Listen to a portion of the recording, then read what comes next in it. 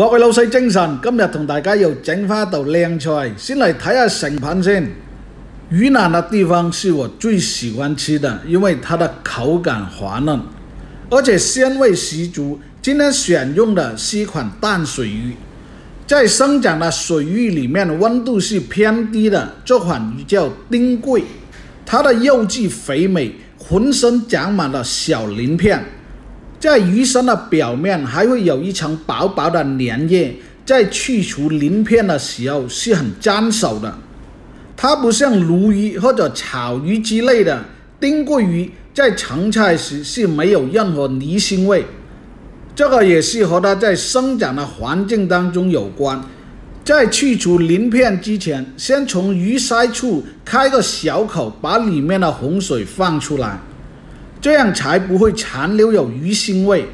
這款魚的鱗片很小，而且還帶有一定的粘性，所以在打鱗的整個過程就要用心了。如果是刮不乾淨的話，就會影響到成菜時的口感。下一步是把魚的內臟去除，這個時候也是很關鍵的，一定要從魚肚的側方切入，這樣才不會切到魚膽。一般淡水魚的魚膽都是長在魚肚子下方的中間，所以就從側方切入，再把魚鰓去除。去除魚腸魚鰓以後，再用清水來沖洗一遍，把裡面的雜質清洗乾淨，這樣才不會殘留有魚腥味。丁貴魚的特點就是肉質肥厚，刺骨偏少。那麼在蒸製的過程，如何來保證它得到一個均勻的熟透？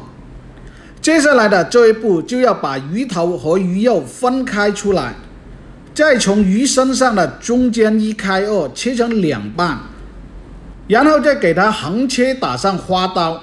這樣的目的，在蒸製的過程就會更快速的熟透，而且也會更入味。今天搭配的是一款黑橄欖。打上花刀以後，不但會更入味，而且還會縮短它蒸製的時間。打花刀的深度在整塊魚肉的2/3就足夠了。切好後先放一邊備用。接下來把準備好的黑橄欖改刀切成小塊，它已經是用鹽醃製過的，味道有點偏鹹，所以搭配和魚肉一起蒸製更能突出它的風味。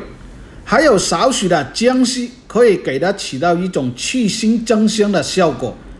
下一步可以開始蒸製了，先把魚肉鋪在碟子上面，然後再把切好的黑橄欖和薑絲鋪上，這樣就可以直接放到蒸籠裡面蒸製了。用大火蒸製的時間為6分鐘，如果是家庭式的蒸籠，可以延遲多1分鐘。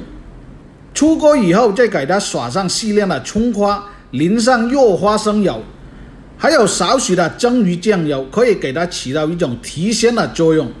一道黑橄欖蒸丁貴魚就製作完成，它的味道如何？稍後一定要品嘗一下。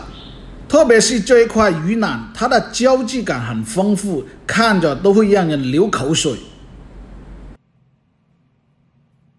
這款魚也是在淡水魚當中我特別喜歡的一款魚。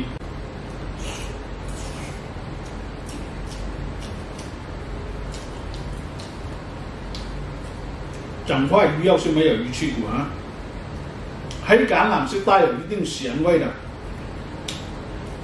這個要配米飯或者配白粥，有點鹹了。黑橄欖鹹，魚肉是剛好。好了，做完飯先。本期的視頻就和大家分享到這裡，下期我們同樣有經典的視頻和大家一起分享。感謝您的觀看和支持。